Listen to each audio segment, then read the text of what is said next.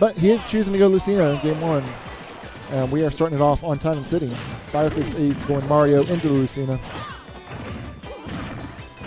And a quick 58 damage, 5 hits. Very nice early conversions. Yeah, Mario, one of those characters, low percents, you get caught with a couple things, and you're going to eat at least 20-30% easy.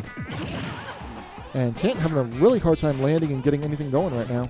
Yeah, also having a hard time keeping Mario out, which I know is like a strong suit of Marth, and I figure that applies to Lucina as well. Right.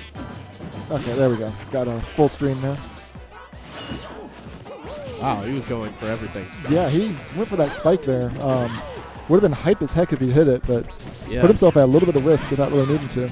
Yeah, but I suppose if you're at that high percent, then, I mean, if you're that low of a percent, then it's not too much to risk. He was feeling himself, basically. He wanted to go for it. Basically. Tant only able to do 49% so far. Firefist going for the dash attack, ledge spike. The legendary up smash. Mario up smash is so good. It really feels sometimes like you're just being sucked into it. Okay. Connects with the first 2 of the side B. Yeah. Finish it. Oh, up tilts. Gets out of it, though. Good job. It doesn't seem like Tantalus is super comfortable with his Lucina, because I know, for example, that lots of Marth and Lucinas hate their dash attack, and there goes that. He doesn't finish the Dancing Blade conversion. Not able to keep Mario out. Yeah, it looks like he's maybe getting a feel for the spacing. Yeah. Seems like he's warming himself up. Like, his movement specifically isn't too bad, but just kind of figuring out spacing with the sword and Mario, keeping him out. Yeah. Especially because Mario does actually that's do it. Ooh, nice. But yeah, Mario also does have that really good mobility, so it's easier said than done to keep him out. Yeah. Even when you do have a super long sword like that. And you have to remember, too, this is Tant's first game of the night. Right. So he's still got to warm up. Good grab there out of the roll. Yeah, and this isn't like some irredeemable percent either. No, Tant's still very, very much in this. Oh, and an up B the wrong direction by Firefist, and there you go. Tantalus gets a fortunate SD from Firefist and takes game 1.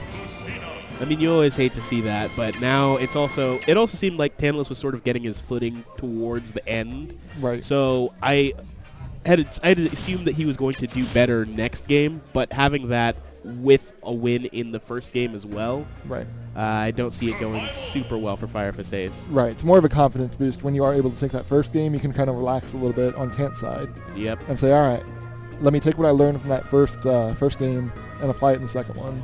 And he was doing better at the end of the game. He brought it back within about a 60-70% yeah, definitely. disadvantage, which compared to that first stock was huge. Absolutely. Because he was down like 100-something%. Right.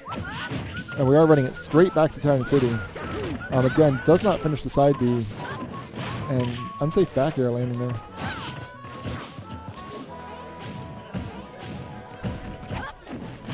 Forward tilt into shield is not safe at that range. Yeah. And it was kind of obvious as well, I guess. Right. But he is catching Firefist jumping in with these fairs. So, again, taking part of what he learned, Firefist has been jumping in a lot, and he's catching it. Yeah, and this isn't like nearly as far away as either stock was in the first game. So Tant's definitely keeping it closer. He's getting his own conversions. Well, his own little hits earlier. Forward smash. Oh, he goes for the platform and was not quite close enough to get up on the platform. You really hate to see that happen. Right.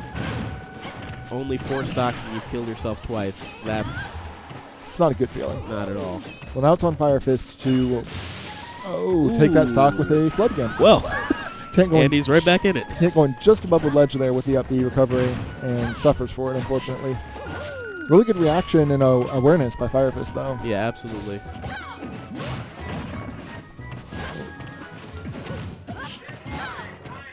Now, when you're able to close out a stock that quickly after an SD, usually I feel like that helps you to get off of being tilted. It can, yeah. Because it's like, all right, well, I just killed myself, but on the other hand, it's not like super bad. I'm still in this game, and I'm hoping that Firefist is back in the game so we can just see a good match. Right. Yeah, Tant's moving around pretty well. He's moving away from these smash attacks, and he's kind of moving to where Firefist is landing. Just not quite picking the Lucina options that would punish those things. Yeah. Went for the grab there. Yeah, just cross stage dash grab. Okay, that was interesting by Firefist. Well, I mean, maybe I guess that's just sort of keeping him away from the ledge, which is valid, I suppose. It's just very... I don't know. I don't see the point of running off stage and then flooding them back on stage. You're putting yourself... You're giving up your own stage control. Yeah. I don't understand it, but we're about even here on percent. 1% separating the two. Oh, that is not a safe dash attack. Yeah.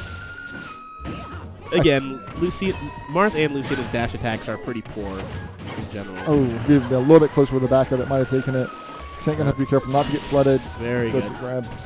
Goes low enough to snap.